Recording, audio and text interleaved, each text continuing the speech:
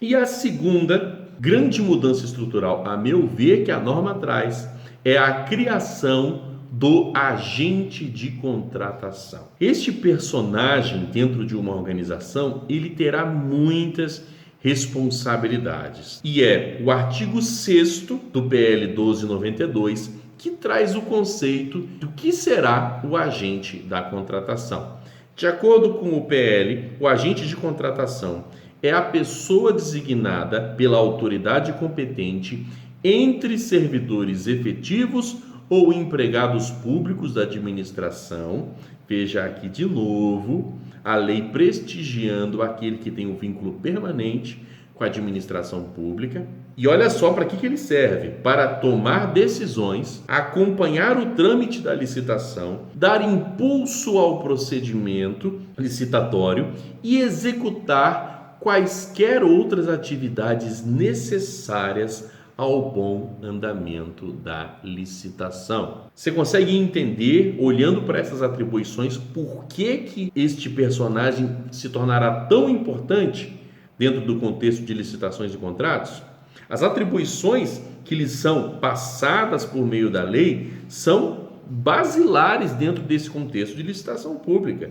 Tomar as decisões, acompanhar o trâmite da licitação, dar impulso ao processo administrativo, zelar para que ele esteja em movimento, para que ele não fique parado em determinada área, para que ele seja instruído corretamente. Então perceba que sobre ele recaem muitas responsabilidades. E isso fica ainda mais evidente quando no artigo 8º do PL você vê o seguinte: a licitação será conduzida por agente de contratação. Então isso que eu falei, ele é responsável por essa condução. E nós sabemos, nós que trabalhamos na área de licitações e contratos, nós que trabalhamos dentro da gestão, que esta função não é pouca coisa. Parágrafo 1º do artigo 8º do PL diz que o agente da contratação, ele será auxiliado por equipe de apoio e responderá individualmente pelos atos que praticar. Olha só que responsabilidade, meus amigos. O agente da contratação, ele vai até ter uma equipe de apoio. Essa é a primeira parte do parágrafo 1º. Ele vai ter uma equipe de apoio, ele não vai estar sozinho nessa missão. Mas olha só, ele vai responder individualmente por aqueles atos que praticar. Então, isso aqui dá um nível de responsabilidade muito alto para esse agente.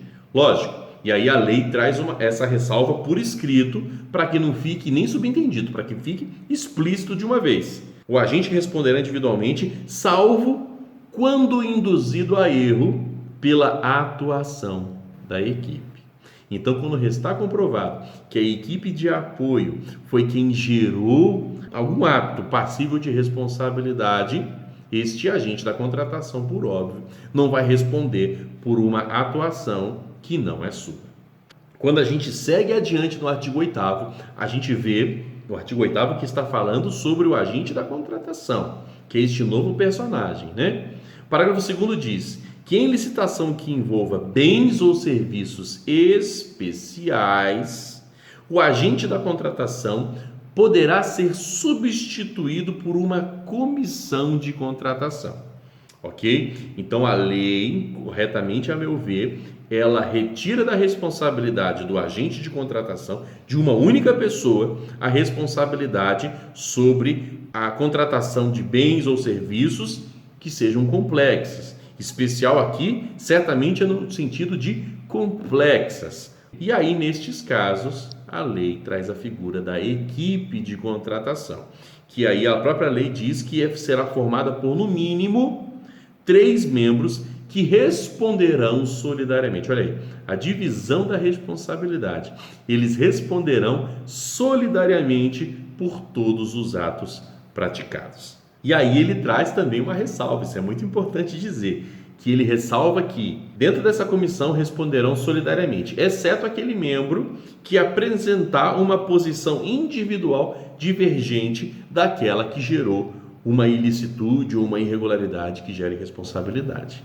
Então, tudo isso é muito importante da gente frisar. E o parágrafo 3º desse mesmo artigo 8º falando ainda sobre o agente de contratação, ele fala que as regras relativas à atuação do agente de contratação, elas serão estabelecidas em regulamento. A importância desse personagem e a responsabilidade que recai sobre ele demanda uma norma que tratará a miúde de como será passo a passo a sua atuação. E isto, a nova lei de licitações também traz como obrigatório. A lei também trata da necessidade dos órgãos de assessoramento jurídico e de controle interno prestarem apoio ao agente da contratação, tá? É o finalzinho aqui do parágrafo 3º do artigo 8º. Então, não existirá mais aquele abismo, aquela distância que eventualmente ocorre em alguns órgãos entre a área administrativa que realiza as licitações e o assessoramento jurídico e a auditoria interna. Não, esses andarão juntos. O agente da contratação, ele poderá lançar mão do conhecimento, do know-how que essas unidades têm para que ele possa desempenhar corretamente a sua responsabilidade. Tratando ainda do agente da contratação, o artigo 60 do PL 1292, ele fala que, olha, outra responsabilidade para cima do agente da contratação. Então vejam que a responsabilidade que ele tem não é pouca. Artigo 60. Definido o resultado do julgamento, a administração poderá negociar condições mais vantajosas com o primeiro colocado. Interessante isso aqui, né? Depois do julgamento, ainda vai haver espaço para uma negociação para tornar essa proposta ainda mais vantajosa para a administração. Mas aqui é que entra o ponto que eu quero destacar para vocês. Parágrafo 2º. A negociação, ela será conduzida por agente da contratação ou comissão de contratação.